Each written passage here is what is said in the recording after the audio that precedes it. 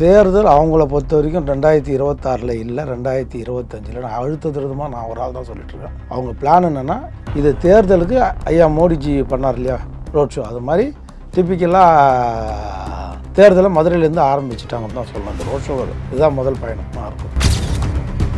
டாஸ்மாகில் ஊழலே நடக்கலன்னு சொன்னால் அப்புறம் ஊழலை பற்றி இந்த இந்தியாவில் யாருமே பேச முடியாது. அதாவது இந்தியாவிலே அதிகமாக ஊழல் நடக்கிற இடம் 2 இடம் தான். ஒன்று டாஸ்மாக், இன்னொன்று வந்து அதானி இருக்கிற ஏர்போர்ட். இது ராகுல் காந்தி பார்த்துக்கிறாரு, ஒன்றும் பிரச்சனை இல்லை. இங்கே டாஸ்மாகில் ஊழல் நடக்கலன்னு யாராவது ஒருத்தர் சொல்ல முடியுமா?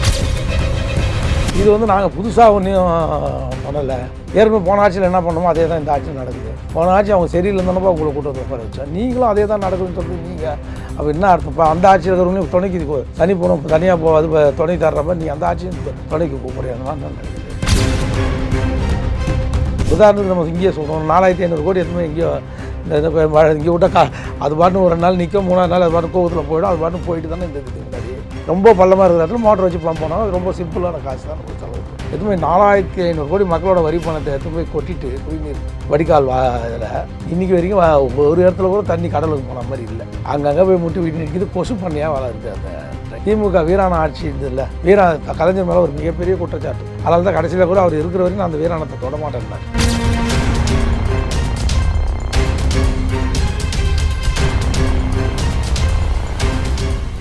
ரியல் ஒன் நண்பர்கள் உறவுகளுக்கு வணக்கம். பல்வேறு முக்கியமான தகவல்களை நம்முடைய உறவுகளுடன் பகிர்ந்து கொள்ள இணைந்திருப்பவர் அதிமுகவுடைய முன்னாள் நிர்வாகி ஆவின் வைத்தியநாதன் அவர்கள். வணக்கம் சார்.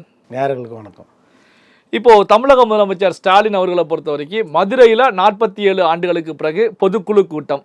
ஆனால் இது பொதுக்குழு கூட்டம் தானா அப்படின்னு கேட்கக்கூடிய வகையில் மாநாடு போல அங்கு ஏற்பாடு செய்யப்பட்டிருக்கு. காரணம் என்ன அப்படின்னா பல ஆயிரக்கணக்கான தொண்டர்கள் அங்கு கலந்து கொள்வதற்கும் ஏற்பாடு செய்யப்பட்டிருக்கு.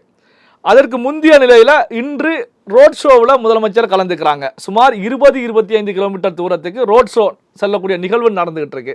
அப்போது ஸ்டாலின் அவர்கள் இந்த பொதுக்குழு அப்படிங்கிற பேரில் நடத்தக்கூடிய மாநாடு ரோட் ஷோக்களை பொறுத்த வரைக்கும் இதோட பின்னணி என்னவா இருக்கும், எப்படி பார்க்குறீங்க?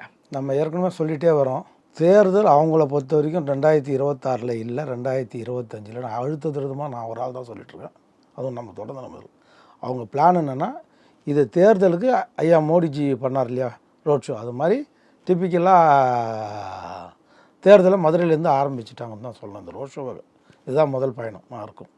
பொதுக்குழு அங்கே வைக்கிறாங்கன்னா தென்மண்டலத்துலேருந்து வடக்கு நோக்கி வரணும் அப்படின்னு தான் இன்றைக்கி ரோட் ஷோ நடத்திருக்காரு. அந்த ரோட் ஷோவோட முக்கிய அஜெண்டா வந்து தேர்தலை நோக்கி. தேர்தல் இவங்க எல்லாரும் எதிர் இன்றைக்கி தேர்தல் வச்சா திமுக வந்து ஜெயிச்சிரும். ஆட்சி ரிசைன் பண்ணிட்டு வச்சாங்கன்னா திமுக ஜெயிச்சிரும், அதில் எந்த மாற்று கருத்தும் கிடையாது.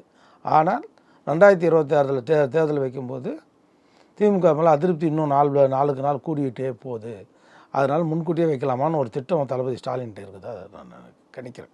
இப்போ பார்த்தீங்கன்னா இந்த எலெக்ஷனுக்காக அங்கே நடத்தப்பட்டாலும் இந்த ரோட் ஷோ போன்ற நிகழ்வுகளில் முதலமைச்சர் அவர்கள் ஈடுபடுறாங்க அப்படின்னா சவுத்தை பொறுத்த வரைக்கும் திமுக வீக்காக இருக்குது. அதனால் சவுத்தில் வந்து ஒரு பொதுக்கூட்டத்தை நடத்தலாம், ஒரு ரோட் ஷோ போன்ற நிகழ்வுகள் நடத்தலாம் அப்படிங்கிற பின்னணியில் தான் இது போன்ற நிகழ்வுகள் நடத்தப்படுகிறதா? இப்போ தேர்தல் கமிஷன் கூட நம்ம சொன்னதை ஒட்டி சொல்கிறேன். அது இன்றைக்கி வந்து தமிழ்நாடோட தேர்தலுக்கு ஆயத்த பணியில் இறங்கிட்டாங்க.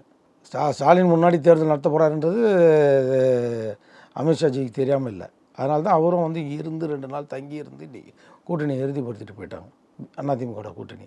காரணம் தமிழ்நாட்டுக்கு 2025 ஒவ்வொரு முறையும் அந்த டிசம்பர் மாதம் ஜனவரியில் தேர்தல் ஜனவரி பிப்ரவரியில் தேர்தல் அனுமதி பண்ணும்போது திமுக தொடர்ந்து தோக்குது இல்லையா? ஒரு 5 ஆண்டு இருக்காங்க, அடுத்த 5 ஆண்டு தோக்குறாங்க.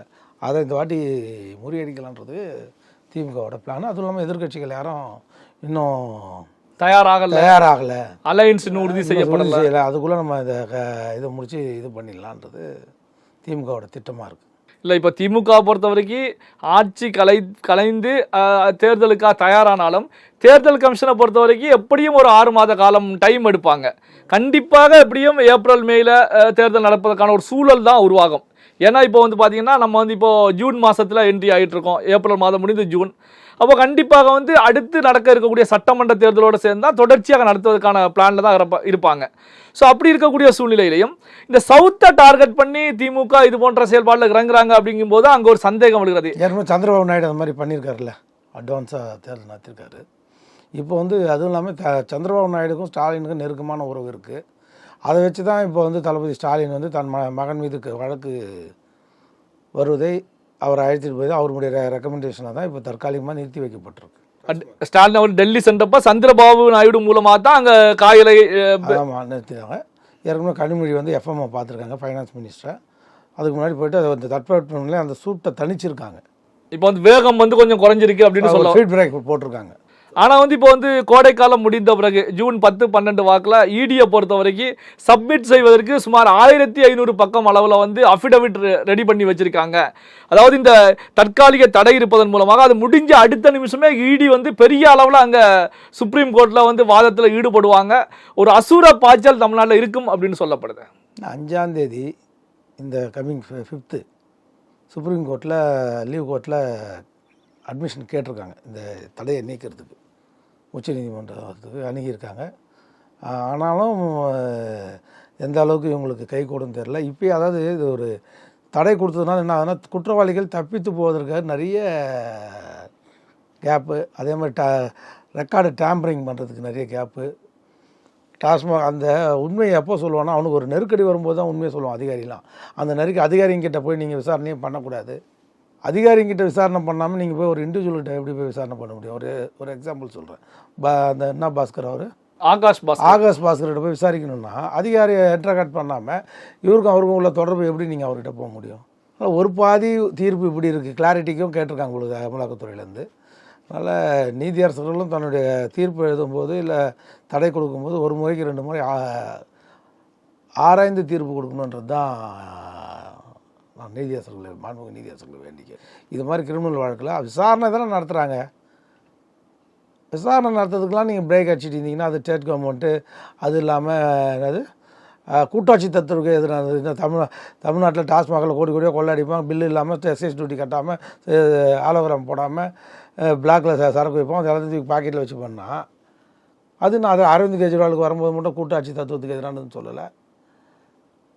இங்கே வரும்போது மட்டும் கூட்டாட்சிக்கு எதிரானு சொல்லி இதே சுப்ரீம் கோர்ட் விரைந்து முடிக்கணும் அரவிந்த் கெஜ்ரிவால் வழக்குன்னு சொல்லி எலெக்ஷன் முன்னாடி வேக வேகமாக நடத்தி முடிச்சிங்க. இங்கே வரும்போது அதுவும் ஒரு படி மேலே போய் அவர் வந்து சட்டமன்றத்துக்கே போகக்கூடாது. யார்?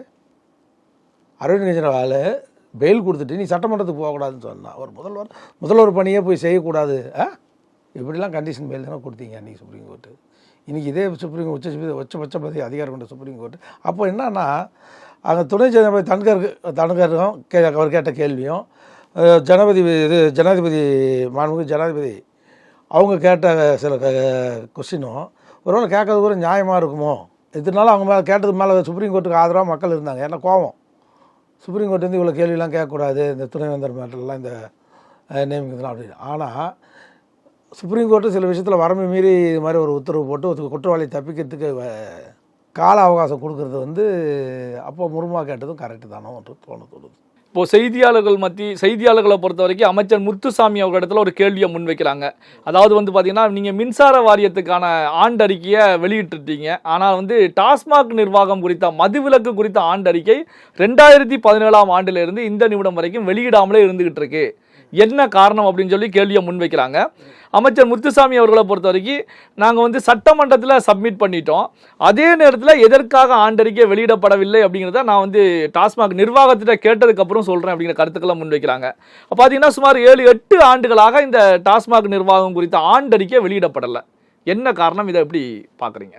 அதில் தான் டாஸ்மாக் விஷயத்தில் இன்றைக்கி வைகோபால்சாமியோடைய மகன் துரை வைகோபால்சாமி கூட தெளிவாக அதில் ஊழல் நடந்திருக்கு தானே இன்றைக்கி பேட்டியில் சொல்லியிருக்காரு. அவங்க கூட்டணி கட்சி பிரதான கட்சியை இன்றைக்கி வந்து அதை அக்செப்ட் பண்ணியிருக்கு, கன்சிட் பண்ணியிருக்கார். டாஸ்மாகில் ஊழலே நடக்கலைன்னு சொன்னால் அப்புறம் ஊழலை பற்றி இந்த இந்தியாவில் யாருமே பேச முடியாது. ஸோ அதாவது இந்தியாவிலே அதிகமாக ஊழல் நடக்கிற இடம் 2 இடம் தான். ஒன்று டாஸ்மாக்கு, இன்னொன்று வந்து அதானி இருக்கிற ஏர்போர்ட்டுங்க. அது ராகுல் காந்தி பார்த்துக்கிறாரு, ஒன்றும் பிரச்சனை இல்லை. இங்கே டாஸ்மாகில் ஊழல் நடக்கலைன்னு யாராவது ஒருத்தர் சொல்ல முடியுமா? ஒரு 10 பேரில் 4 பேர் குடிகாரனாக இருக்கான், இல்லை 6 பேர் குடிகாரனாக இருக்கிறான். அவன் பணம் 10 ரூபாலேருந்து 100 ரூபா வரைக்கும் கூடுதலாக கட்டணம் வசூலிக்கிறாங்க. எல்லாத்துக்கும் வேட்டு பில்லு போடுற கவர்மெண்ட் ஜிஎஸ்டி வேட்டு போடுறவங்க இதுக்கு ஏன் ஜிஎஸ்டி வேட்டு பில்லு போட மாட்டேறீங்கன்னு தான் கேட்குற. பில்லு ஒரு அரசாங்க நிறுவனம், அரசாங்கத்துக்கு சொந்தமானது. இதில் ஊழல் நடக்கக்கூடாதுன்னா என்ன பண்ணணும்? நீங்கள் பில்லு இல்லாமல் சரக்கை விற்கக்கூடாது, இதுதான முறை. இதை இம்ப்ளிமெண்ட் பண்ணுறதுக்கு என்ன கஷ்டம்? 2 டேட்டா மெட்ரிக் மிஷின் வாங்கி போட்டால் பில்லை போட்டு எல்லா இடத்துலையும் கீழிக்கிறான். கீழ்ச்சி கொடுக்கலாமா இல்லையா? ஏன் இவங்க வந்து அரசாங்கம் இல்லை கடன் ஊழியர் உடனே கடநிலை ஊழியர் செய்கிற தவறுகளை நாங்கள் எப்படி போகிறோம்? நீ கடநிலை ஊழியரை தவறு செய்ய வச்சு அதுலேருந்து மாதம் மாதம் மாமூல் வாங்குறதுனால வர பிரச்சனை தான் இது. நீ அங்கேயே பில்லு சிஸ்டத்தை கவர்மெண்ட் ஒரு பொருளை விற்குதுன்னா பில்லு இல்லாமல் விற்க முடியுமா? அப்புறம் எல்லா பாரை பற்றி நம்மளுக்கு தெரியும். டாஸ்மாக் கடையில் விற்கிறத விட சரக்கு பாரில் அதிக அளவு விற்கிறாங்க. பாரில் ஒரு வேலை இல்லை, சரக்கு விற்கிறது அவங்க வேலை. டாஸ்மாக் பாட்டில் வாங்கிட்டு வந்து அங்கே உட்காந்து குடிச்சிட்டு அங்கே இருக்கிற நொறுக்கு தண்ணி சாப்பிட்டு போகிறது பாரோட வேலை. ஆனால் சார் டாஸ்மாக் கடையை சீக்கிரமாக மூடிட்டு இவங்க கடையை அதிக அளவுக்கு வைக்க வைக்கிறது யார்? பாருக்கு டெண்டரே இல்லாமல் பார் எப்படி நடக்குது? டெண்டரே இல்லாமல் எப்படி டாஸ்மாக் சிவில் சப்ளைஸ் லாரி ஓடுற மாதிரி அதுவும் எப்படி ஓடுது? டெண்டர் நடக்கலை. அந்த பாருக்கு கவர்மெண்ட்டுக்கு கட்ட வேண்டிய கிஸ்தி வரியும் கட்டுறதில்ல, எந்த வரியுமே கட்டுறதில்ல, டிடியும் கொடுக்கறதில்ல. இந்த தருணத்தில் பார் எப்படி வந்து தங்கு தடை இல்லாமல், அதுவும் அம்மா காலத்தில் 10 மணிக்கு மேலே எந்த பார் நடக்காது. இல்லை மிஞ்சி போனால் 10:30 9:03 சொல்லிடுவாங்க அம்மா. ஆனால் 10 மணிக்கு மேலே யாரும் அங்கே இருக்க முடியாது. ஆனால் 24 மணி நேரமும் பார் திறந்தே வச்சுருக்காங்க இந்த திமுக ஆட்சியில். அதில் பாதிக்கு மேற்பட்ட பார்கள் வந்து அமைச்சரோட தம்பி அசோக்கே நடத்திட்டு இருந்ததுனால கவர்மெண்ட்டில் போய் அவரை போய் யார் கேள்வி கேட்குறது? இதுதான் பிரச்சனை. ஊழல் நடக்கலன்னு யாராலையும் மறைக்கவும் முடியாது. அது செந்தில் பாலாஜியே மறைக்கலை, அவரே சட்டமன்றத்தில் பதிவு பண்ணார். என்ன பண்ணாருன்னா, இது வந்து நாங்கள் புதுசாக ஒன்றையும் பண்ணலை, ஏற்கனவே போன ஆட்சியில் என்ன பண்ணோமோ அதே தான் இந்த ஆட்சியில் நடக்குது. போன ஆட்சி அவங்க சரியில்லைன்னு உங்களை கூட்டு வந்து உட்கார வச்சா, நீங்களும் அதே தான் நடக்குதுன்னு சொல்கிறது நீங்கள். அப்போ என்ன அர்த்தம்ப்பா? அந்த ஆட்சியில் இருக்கிறவங்களையும் துணைக்கு சனி போகணும், தனியாக போகாது, துணை தர்ற மாதிரி நீ அந்த ஆட்சியும் துணைக்கு கூப்பிட்றீங்க. அந்த மாதிரி தான் நினைக்குது. நாங்கள் வந்து தளபதி ஸ்டாலின் இப்போ அவர் வாய் தந்து எங்கேயுமே அது மாதிரி சொல்ல மாட்டார். எதிர்கட்சி தலைவராக இருந்த வரைக்கும் எல்லா இடத்துலையும் உங்களுக்கு பார்த்துருப்பீங்க, லஞ்சம் லாவண்யம் கமிஷன் கரப்ஷன் இல்லாத அரசை தரும்னு சொல்லி தான் ஆட்சிக்கு வந்தார். வந்ததுக்கப்புறம் அதை விட பல மடங்கு எடப்பாடி ஆட்சியை விட பல மடங்கு கமிஷன் கலெக்ஷன் போயிட்டுருக்கு. உதாரணத்துக்கு நம்ம இங்கேயே சொல்கிறோம், 4500 கோடி எதுவுமே இங்கேயோ இங்கே விட்டால் அது பாட்டுன்னு ஒரு நாள் நிற்கும், 3ஆவது நாள் அது பாட்டு கோவத்தில் போயிடும். அது பாட்டுன்னு போயிட்டு தானே இந்த இதுக்கு முன்னாடி ரொம்ப பள்ளமாக இருக்கிற இடத்துல மோட்டர் வச்சு பம்ப் பண்ணோம். அது ரொம்ப சிம்பிளான காசு தான் நமக்கு செலவு. எதுவுமே 4500 கோடி மக்களோட வரி பணத்தை எடுத்து போய் கொட்டிட்டு குடிநீர் வடிகால் இதில் இன்றைக்கி வரைக்கும் ஒரு இடத்துல கூட தண்ணி கடலுக்கு போன மாதிரி இல்லை. அங்கங்கே போய் முட்டி வீட்டு நிற்கிது, கொசு பண்ணியாக வேலை இருக்குது அந்த ட்ரைனேஜ். திமுக வீரான ஆட்சி இருந்ததில்ல, கலைஞர் மேலே ஒரு மிகப்பெரிய குற்றச்சாட்டு. அதனால தான் கடைசியில் கூட அவர் இருக்கிற வரைக்கும் நான் அந்த வீராணத்தை தொடமாட்டேன்னார். வீராண ஊழல்னு சொல்லி சர்க்கரை கமிஷன் இருக்கும், அதெல்லாம் பெரிய ஊழலாச்சு. அங்கங்கே நீங்கள் பார்த்துருப்பீங்க. அப்போலாம் வந்து சிமெண்ட்டு நிறைய இருக்கும் அந்த ஓஎம்ஆர் ரோட்டில், அந்த நாவலூர் ரோட்டில் எல்லாம் பண்ணிங்கன்னா வீராணத்துக்கு அப்போல்லாம் பண்ணி தான் 25 கோடியாக இருக்கும். அப்புறம் அம்மா காலத்தில் அது ஒரு 700 கோடி மேலே செலவு பண்ணி தான் அந்த வீராண திட்டத்தை அம்மா முடிச்சே காமிச்சாங்க. அது கலைஞரோட திட்டமாக இருந்தால் கூட தண்ணி எடுத்து வந்து சேர்த்தது யாரானா அம்மா. அதனால தான் இன்றைக்கி மெட்ராஸில் வந்து தங்கு தடை இல்லாமல் குடிநீர் கிடைக்குது. அது ஒரு விஷயம். ரெண்டாவது இது எதுக்கு சொல்ல வரேன்னா, அது மாதிரி வீராண ஊழல் மாதிரி சென்னை மாநகராட்சி ஊழல் வந்து கரைப்படியாத இன்னும் எப்போ கேட்டாலும் அண்ணன் நேருகிட்ட கேட்டு பாருங்களேன். நேருகிட்ட 85% முடிஞ்சிச்சுன்னு வரி. முதல் வருஷத்துலேருந்து இன்றைக்கி வரைக்கும் இதே பதில் தான் சொல்லிக்கிறாரு. ஆனால் எப்பவும் போல் தண்ணி மழை பெஞ்சா தண்ணி மோட்டரை வச்சு தான் உரிகிறாங்க. அப்போ இந்த பணம்லாம் எங்கே போச்சு? இந்த வீராண ஊழல் மாதிரி குடிநீர் வடிகால் ஊழல் வந்து மிகப்பெரிய விஸ்வரூபம் எடுக்கும். இதை பற்றி அண்ணன் வந்து எடப்பாடியார் வந்து இதை பற்றி வாயே திறக்க மாட்டுறாரு. இது இந்த வடிகால் குடிநீர் 4500 கோடி சாப்பிட்டதை.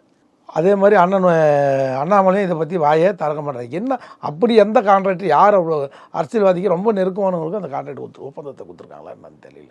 தளபதி ஸ்டாலினும் ஏன்பா எல்லாம் திரும்ப ஒவ்வொரு வருஷமும் நீங்கள் இது மாதிரி பண்ணுறீங்க, ஆனால் திரும்ப மோட்டர் வச்சு தான் உறிஞ்சி தண்ணி எடுக்கிறீங்க, அப்புறம் நீங்கள் இப்போ போட்ட காவாலாம் என்னாச்சுன்னு முதலமைச்சரும் ரிவ்யூவில் அதை பற்றி கேட்க மாட்டார். நேருகிட்ட கேட்கறது தயங்குறாரு. ஃபைனான்ஸ் மினிஸ்டர் உதயசந்திரன் இந்த நேரு டிபார்ட்மெண்ட்னா வாயே திறக்க மாட்டார். அதை பற்றி கண்ணமுடின்னு கையெழுத்து கொடுக்குறாரு. ஏன்னா நேருக்கும் அவருக்கும் எகலாம் பொருத்தம். பல்வேறு முக்கியமான தகவல்கள் செய்திகளை நம்முடைய உறவுகளுடன் பகிர்ந்து கொண்டதற்கு நன்றி சார். நன்றி.